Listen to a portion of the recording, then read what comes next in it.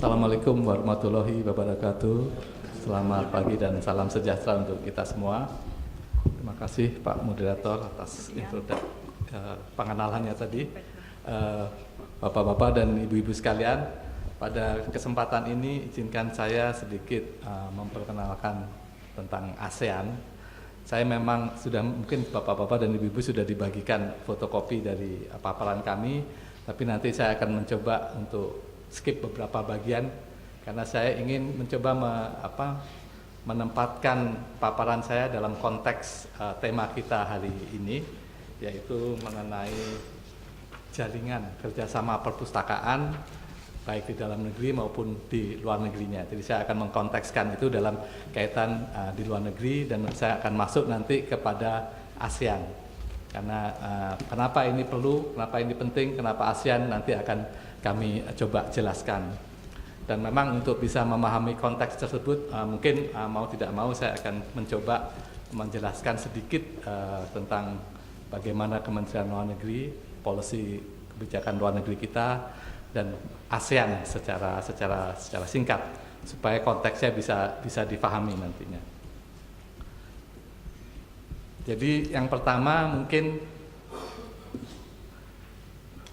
kebijakan luar negeri kita, prinsipnya atau dasar teoritisnya, katakanlah begitu, itu kita kenal sebagai lingkaran konsentris.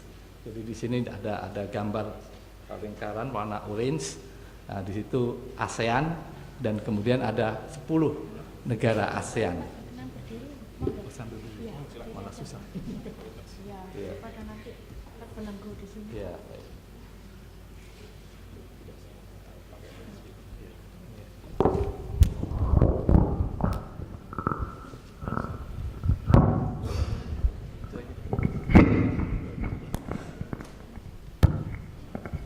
Maaf Bapak, Ibu-ibu, saya coba berdiri supaya bisa lebih jelas sedikit. Nanti saya duduk lagi. Jadi prinsip dasar dari kebijakan luar negeri kita, Indonesia, itu adalah apa yang kita sebut sebagai lingkaran konsentris. Ini kami mencoba memetakan supaya lebih mudah difahami. Ini yang orange ini, ASEAN, itu adalah wilayah yang terdekat kita. Jadi concentric circle itu artinya wilayah yang terdekat dengan Indonesia, negara-negara yang terdekat dengan Indonesia, kawasan yang terdekat dengan Indonesia, itu menjadi prioritas dalam pelaksanaan kebijakan luar negeri Indonesia. Dan dalam hal ini ASEAN yang ada 10 negara termasuk Indonesia, itu adalah kawasan yang ada di sekeliling kita.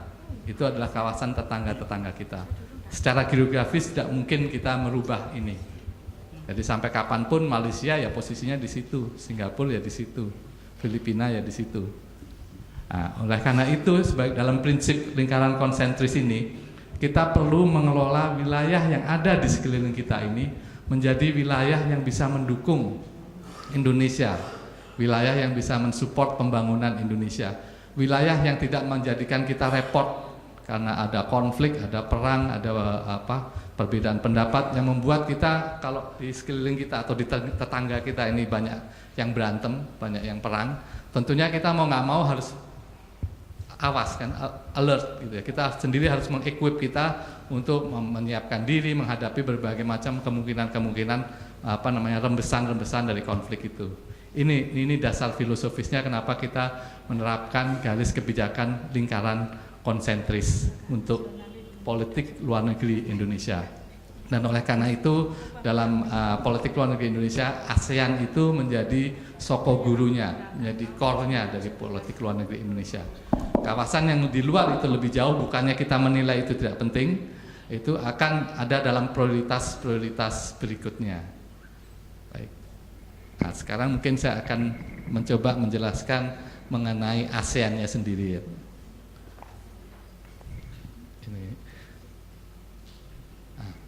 ASEAN sendiri itu dibentuk pada tahun 67, sebagian besar dari kita sudah tahu karena di kurikulum sekolah pun ini ada penjelasan mengenai ini. Pada awalnya tahun 67 itu baru ada 5 negara ASEAN yang tergabung, Indonesia, Singapura, Malaysia, Thailand, Filipina. Dan kemudian dalam perkembangan selanjutnya bergabung ada Brunei, ada Laos, Vietnam, Myanmar, Kamboja, Itu baru bergabung setelah itu. Ini startnya, dan ini adalah garis perkembangan dari kerjasama ASEAN selama ini. Mungkin saya tidak perlu terlalu detail satu persatu supaya waktunya tidak habis. Tapi kira-kira yang paling penting bahwasanya perkembangan tahun 2003 ini dengan Bali Concord 3 itu kerjasama ASEAN itu dicoba di klaster, dikelompokkan dalam 3 kerjasama besar. Nanti akan saya jelaskan, yaitu kerjasama politik, kerjasama ekonomi, dan kerjasama sosial budaya. Dan kerjasama di bidang perpustakaan dan kearsipan itu ada di dalam pilar ini nanti saya akan jelaskan pada slide berikutnya. Dan tahun 2003 ini merupakan titik tolak yang penting. Sebetulnya dari 67 sampai 2003 itu sudah banyak sekali kerjasama ASEAN itu. Bahkan kalau boleh saya gambarkan saking intensifnya kerjasama ASEAN di berbagai bidang ini, itu untuk tahun ini saja, tahun lalu 2012. Tahun 2012 itu jumlah pertemuan atau meeting di ASEAN untuk segala tingkatan ya, dari mulai kepala negara, menteri, eselon 1 sampai working group untuk berbagai macam kerjasama ekonomi, sosial budaya, politik, itu sudah mencapai 1000 kerjasama pertemuan dalam 1 tahunnya. Jadi dalam satu tahun yang 365 hari itu ada 1000 meeting. Jadi setiap hari pasti ada meeting-meeting tentang ASEAN dimanapun juga di negara-negara ASEAN ini. Nah, program ASEAN sendiri yang ke depan yang menjadi fokus dari kerjasama ASEAN kita ini saat ini adalah untuk membentuk apa yang disebut sebagai komunitas ASEAN 2015. Komunitas ASEAN ini terdiri dari komunitas politik, komunitas ekonomi, dan komunitas sosial budaya, termasuk nanti masalah kearsipan ini. Dan ini semua sekarang sudah ada roadmap-nya masing-masing. Untuk komunitas politik sudah ada roadmap-nya, komunitas ekonomi sudah ada roadmap-nya, komunitas sosial budaya juga sudah ada roadmap-nya. Nah, sedikit saya mungkin jelaskan tentang masing-masing pilar ya. Kita sebutnya pilar, tiga klaster kerjasama tadi. Yang pertama adalah politik dan keamanan, ekonomi, dan komunitas sosial budaya. Jadi yang pertama ini yang paling pokok yang mendasari berdirinya ASEAN, yaitu bagaimana kerjasama politik dan keamanan ini diarahkan untuk menciptakan lingkungan di kawasan Asia Tenggara ini menjadi lingkungan yang damai dan aman, yang bebas konflik. Memang ini tidak berarti 100% bebas konflik, karena memang di antara beberapa negara ASEAN itu masih banyak perselisihan. Contohnya adalah perselisihan atau masalah-masalah perbatasan seperti Indonesia dengan Malaysia, kemudian kemarin contohnya Thailand dengan Kamboja, Filipina dengan Malaysia. Jadi masih ada bibit-bibit konfliknya itu ada tetap. Tapi kita mencoba mengelola konflik-konflik itu bagaimana caranya supaya tidak menjadi konflik terbuka menjadi peperangan. Itu yang kita coba kelola. Jadi semua perbedaan tersebut harus dapat dicarikan mekanismenya melalui cara-cara yang damai. Ini kurang lebih umumnya politik keamanan seperti itu. Kalau komunitas ekonomi tentu secara umum adalah bagaimana kita bisa meningkatkan kemakmuran bersama di kawasan ini melalui kerjasama di bidang perdagangan, investasi, maupun di bidang jasa juga. Nah, ini saat ini yang kita coba kembangkan dan sudah mulai berlaku adalah perdagangan bebas secara terbatas di ASEAN maupun ASEAN dengan negara-negara partnernya ASEAN. Nah, di sosial budaya ini itu bagaimana kita bisa meningkatkan hubungan antar masyarakat, hubungan profesi, hubungan kepemudaan, dan disinilah juga masuk isu-isu perpustakaan dan kearsipan itu. Nah, ini saya rasa kalau kesini terlalu detail nanti terlalu akan makan waktu. Tapi saya akan coba fokuskan perhatian kita kepada isu kita pagi hari ini, yaitu jaringan kerjasama perpustakaan. Jadi nggak usah Bu.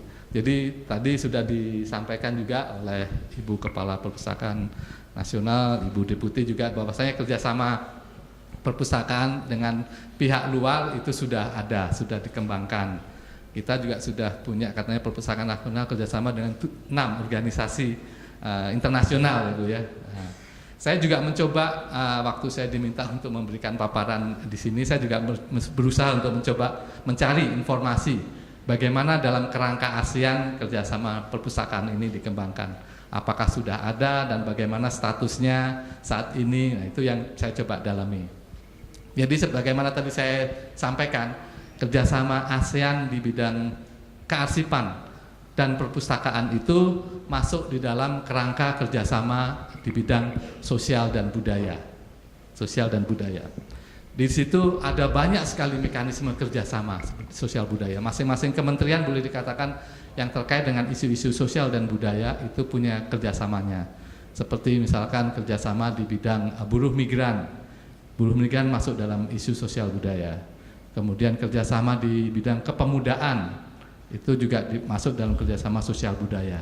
Dan mereka sudah punya pertemuan-pertemuan pada tingkat baik tingkat menteri, tingkat eselon 1 dan baik sampai ke bawah sampai working groupnya sudah ada. Bentuk-bentuk kerjasamanya juga sudah banyak sekali.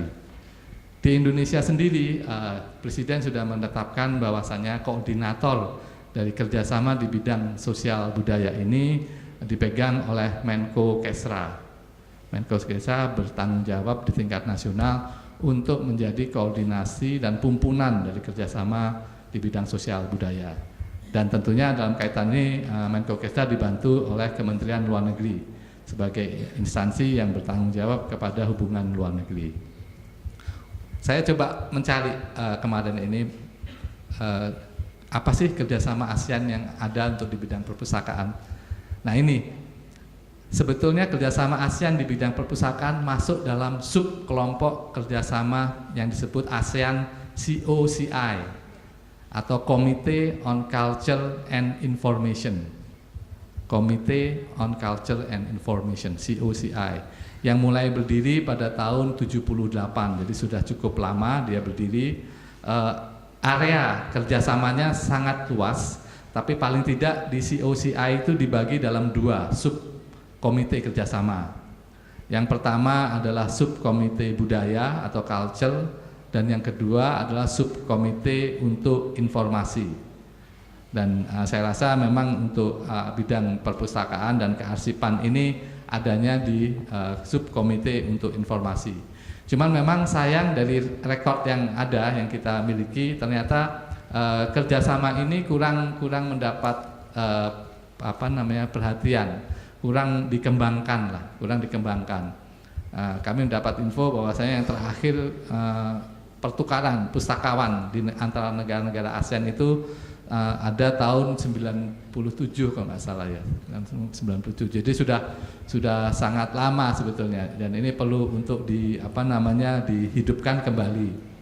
Bahkan memang sebetulnya kalau dalam catatan saya pernah temukan adanya rekor kerjasama khusus proyek dalam bentuk proyek-proyek, itu yang tadi atau proyek-proyek pertukaran pustakawan itu, yaitu untuk bidang kearsipan dan perpustakaan dijadikan satu rupanya proyek ini.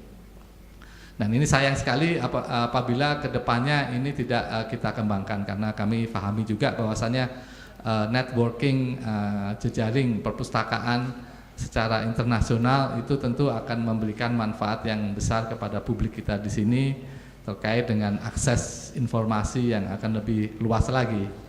Jadi kami sebetulnya dari Kementerian Luar Negeri sangat ingin mendorong agar kerjasama di bidang kearsipan dan perpustakaan ini bisa diaktifkan kembali. Bagaimana mekanismenya? Nah, mekanismenya ini tentu kita dari Kementerian Luar Negeri bisa membantu dalam kaitan ini. Yang pertama memang harus ini kita ajukan melalui pilar sosial budaya tadi, yang dalam hal ini untuk tingkat nasional adalah Kementerian Menko Kesra, untuk kemudian kita adakan pertemuan di tingkat internal kepada mereka yang bertanggung jawab di komite tadi, COCI, Committee on Culture and Information, dan kita tentunya juga harus mempunyai gagasan-gagasan apa proyek-proyek atau kegiatan atau aktivitas apa yang ingin kita coba bangun kerjasamanya dengan perpustakaan nasional yang ada di negara-negara ASEAN yang lainnya. Saya yakin sebetulnya mungkin bapak-bapak dan ibu-ibu dari Perpustakaan Nasional Indonesia sudah pernah berinteraksi dengan rekan-rekan kita dari perpustakaan nasional di negara-negara ASEAN yang lainnya, sehingga mungkin sudah sedikit banyak memahami apa isu-isu yang mungkin untuk dikembangkan dalam proyek-proyek kerjasama bersama ini.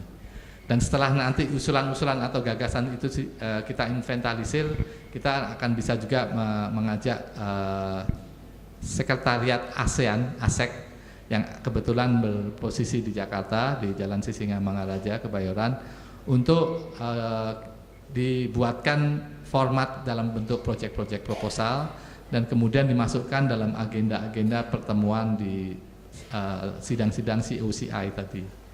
Dan ini kami di Kementerian Luar Negeri, khususnya di Direktorat Jenderal Kerjasama ASEAN, itu akan siap memberikan dukungan apabila memang hal ini menjadi salah satu dari aspirasi dari kita di Perpustakaan Nasional Indonesia. Dan saya rasa khususnya dalam menghadapi Komunitas ASEAN 2015 ini, kita perlu membuka kembali atau mengaktifkan kembali kerjasama di bidang kearsipan dan perpustakaan di level ASEAN ini. Karena mereka ini adalah di lingkungan terdekat kita, mereka ini adalah teman-teman, saudara-saudara kita juga. Dan beberapa negara-negara ASEAN juga sudah dalam posisi yang maju, sehingga banyak yang kelebihan-kelebihan dari mereka yang bisa kita ambil manfaatnya dalam kaitan kerjasama di bidang perpustakaan dan kearsipan ini. Mungkin saya rasa saya cukupkan dulu sekian, nanti kita bisa coba dalami dalam sesi tanya jawab. Terima kasih. Wassalamualaikum warahmatullahi wabarakatuh. Waalaikumsalam. Terima kasih Pak Rahmat Pramono. Bapak Ibu, masih ada satu lagi pembicara kita siang ini, yaitu Pak Agus Rusmana. Pak Agus Rusmana adalah lektor kepala pada Universitas Padjadjaran di Bandung. Beliau dosen di Bandung sejak 1986. Kemudian lewat pendidikan beliau Master in Library and Information Studies di Inggris. Kemudian S1-nya adalah ilmu komunikasi pada Vkom Unpad. Riwayat jabatan beliau sejak 93 adalah Ketua Jurusan Ilmu Perpustakaan Vkom Unpad, kemudian pembantu Ketua 1 Program S1 Ekstensi Vkom Unpad pada 99 berakhir, kemudian 2003 sampai 2003 adalah pembantu Dekan 1 Vkom Unpad, kemudian saat ini adalah tim asesor BAN Perguruan Tinggi untuk Ilmu Perpustakaan dan Informasi. Setelah sebelumnya adalah Ketua Program Magister Ilmu Informasi dan Perpustakaan Vkom Unpad. Pak Agus Rusmana, waktu Bapak 15 menit, kami persilakan.